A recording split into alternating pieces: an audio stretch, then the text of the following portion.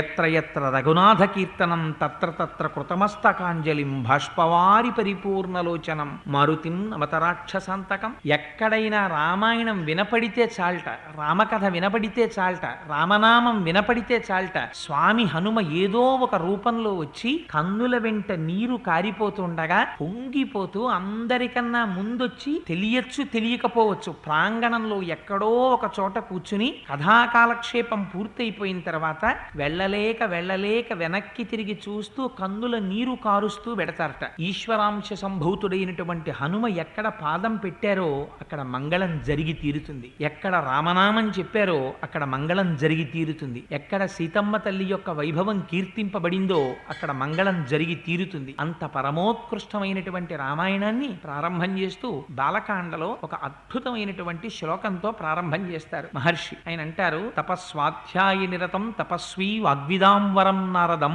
పరిపప్రచ్చర్ వాల్మీకిర్ మునిపుంగవం. అందులో అంటారు తపస్వాధ్యాయ నిరతం. రామాయణం ప్రారంభం అవుతోంది. ప్రారంభం అవుతూ అందులో అంటారు, ఒకరు వేరొకరిని ప్రశ్న వెయ్యవలసినటువంటి సమయం ఆసన్నమైంది. ఎవరు ఎవరిని ప్రశ్న వెయ్యాలి అంటే వాల్మీకి మహర్షి నారద మహర్షిని ప్రశ్న వెయ్యాలి.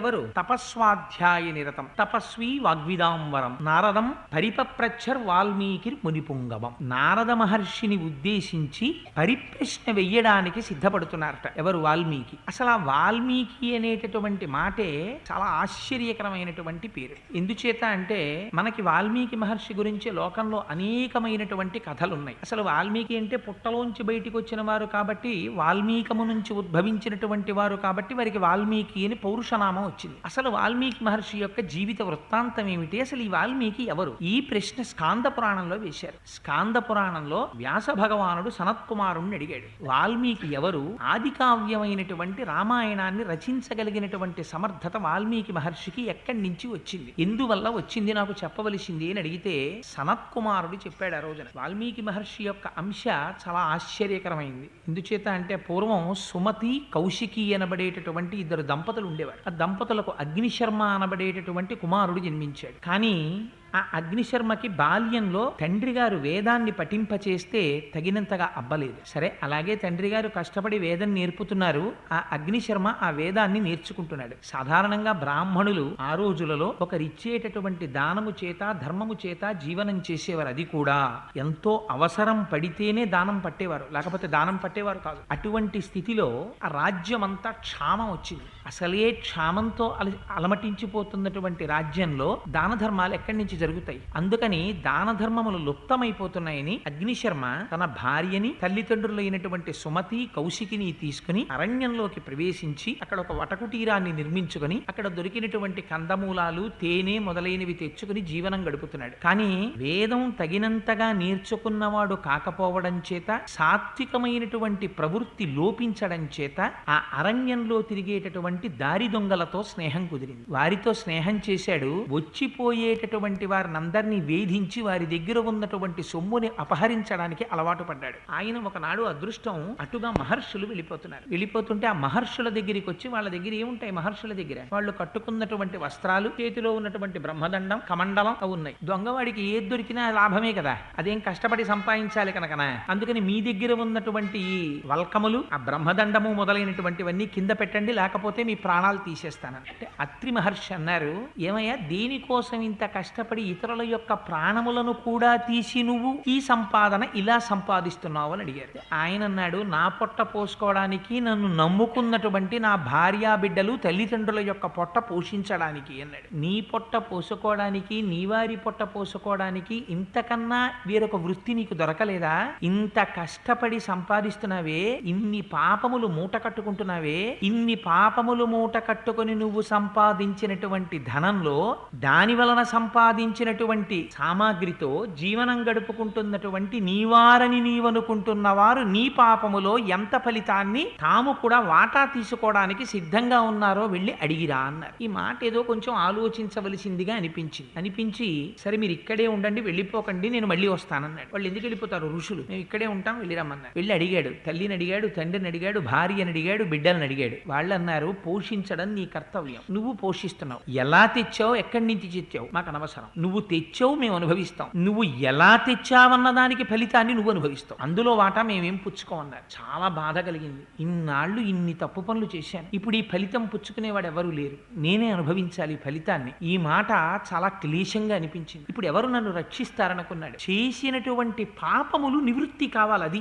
ఆ సమయంలో ఆయనకున్న కోరిక రామాయణం రాయడం కాదు. ఆయన ఇంత పాపం నేను మూట కట్టేసుకున్నాను, దీన్ని వాటా వేసుకునేవాడు లేడు, కాబట్టి ఈ పాపం నాకు ఎలా పోతుంది, ఈ బెంగ పట్టుకుంది. పరుగు పరుగున మళ్ళీ ఋషుల దగ్గరికి వచ్చాడు. ఋషుల దగ్గరికి వస్తే వచ్చి పశ్చాత్తాపంతో కన్నీరు కార్చి నా పాపములు పోయేటటువంటి మార్గాన్ని ఉపదేశం చేయమని అడిగాడు. అయితే ఋషులు అన్నారు, అత్రి మహర్షి వంక తిరిగి, ఆధ్యాత్మిక ఆదిభౌతిక ఆదిదైవికం అనేటటువంటి తాపములకు అతీతమై త్రిగుణాతీతుడవై ఉండేటటువంటి వాడివి కదా మహానుభావ, నీ మాటల వల్ల కదా ఇంత మారేడు ఒక దారి దొంగగా ఉన్న బ్రాహ్మణుడు, అందుచేత నువ్వే వారికి ఏదైనా ఉపదేశం చెయ్యవలసింది అన్నారు. స్కంద పురాణంలో చెప్పిన విషయం వాల్మీకి మహర్షికి లేదా అగ్నిశర్మకి ఆ రోజున అత్రి మహర్షి ఏ నామమును ఉపదేశము చేయలేదు, కేవలము ఒక ధ్యానమును మాత్రమే ఇచ్చారు. నువ్వు అంతర్ముఖుడవై జ్ఞానమును పొందవలసింది, ధ్యానము చేయవలసింది అని చెప్పారు. ఆయన ధ్యానమునందు నిమగ్నుడయ్యాడు. బాహ్య ప్రపంచంలో ఉండేటటువంటి విషయముల పట్ల అనురక్తి కలిగితే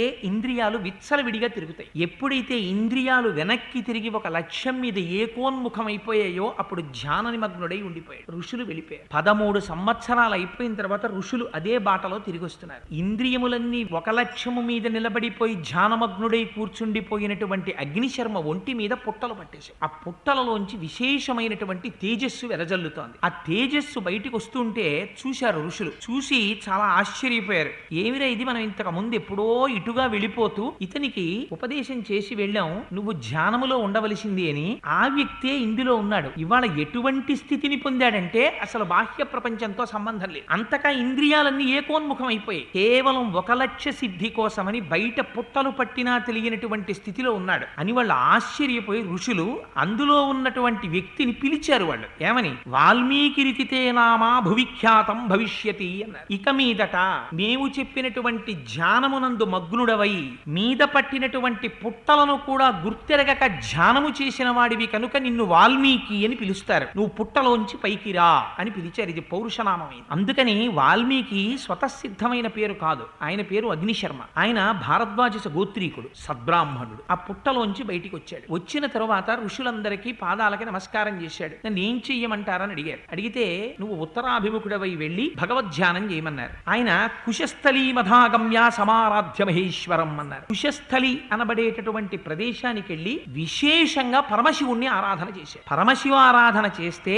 ఆయనకి కలిగినటువంటి ఫలితం ఏమిటో తెలుసా అండి? 3 మూర్తులకును 3 లోకములకు 3 కాలములకు మూలమగుచు భేదమగుచు తుది కభేదమయ్యొప్పారు బ్రహ్మమనగ నీవే పాలనయన. ఒకే పరబ్రహ్మం సృష్టి స్థితి లయ చేసేటప్పుడు, సృష్టి చేసేటప్పుడు బ్రహ్మగా ఉంటుంది, స్థితి చేసేటప్పుడు శ్రీ మహావిష్ణువుగా ఉంటుంది, లయ చేసేటప్పుడు పరమేశ్వరుడిగా ఉంటుంది. అందుకని ఒకే పరబ్రహ్మాన్ని 3గా ఉంటుంది కనుక అపారమైన శివారాధన చేసినటువంటి ఫలితం చేత మహేశ్వరానుగ్రహంతో విష్ణు కథ చెప్పేటటువంటి అదృష్టాన్ని వాల్మీకి పొందాడు. విష్ణు కథ చెప్పడానికి ఉపదేశం చేసిన వారెవరు? బ్రహ్మగారు ఉపదేశం చేశారు. ఇప్పుడు వాల్మీకి ఎవరి అనుగ్రహాన్ని పొందాడు? త్రిమూర్తుల యొక్క అనుగ్రహాన్ని పొందాడు. చేసినది మహేశ్వరారాధన, పొందినది బ్రహ్మగారి యొక్క అనుగ్రహం, చెప్పినది శ్రీ మహావిష్ణువు యొక్క కథ. అందుకని ఈ ముగ్గురి యొక్క అనుగ్రహాన్ని పొందినటువంటి వాడు కనుక పౌరుషనామంతో ఆయన్ని వాల్మీకి అని పిలిచారు. అటువంటి అగ్నిశర్మ ఆ వాల్మీకి మహానుభావుడు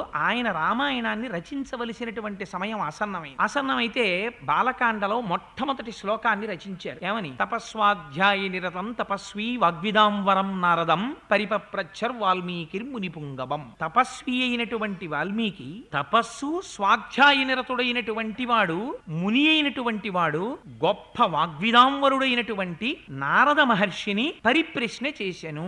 జీవితంలో రామాయణం మనకి నేర్పేటటువంటి సందేశం ఏమిటో తెలుసా అండి? నువ్వు ఏ పని చేసినా అన్నిటికన్నా జీవితంలో గొప్పదేది?